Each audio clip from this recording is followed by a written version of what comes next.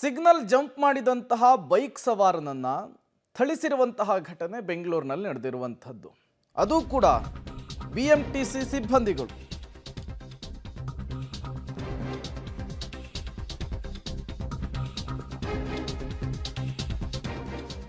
Signal jump ಮಾಡಿದ್ದನ್ನ ಪ್ರಶ್ನಿಸಿದ bike ಸವಾರ ಬಸ್ನಿಂದ ಇಳಿದು ಬೈಕ್ನನ್ನ ನೆಲಕ್ಕೆ ಕೆಡವಿದ್ದಾರೆ ಡ್ರೈವರ್ ಮತ್ತು ಕಂಡಕ್ಟರ್.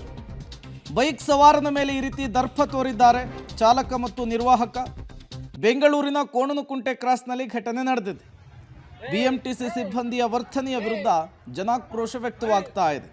ಇವರು ಬಿಎಂಟಿಸಿ ಸಿಬ್ಬಂದಿನ ಇಲ್ಲ ಪುಡಿ ರೌಡಿಗಳ ಅಂತ ಹೇಳಿ ಜನ ಪ್ರಶ್ನೆ ಮಾಡ್ತಿದ್ದಾರೆ.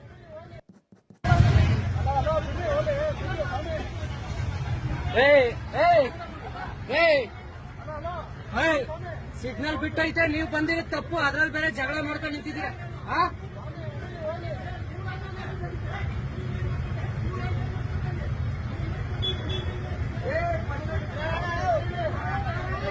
ಏನು ಬಿಎಂಟಿಸಿ ಅವ್ರು ಎಲ್ಲ ಹಾರ್ಕೊಂಡು ಮಾಡ್ತೀರ ಅಲ್ಲಿ?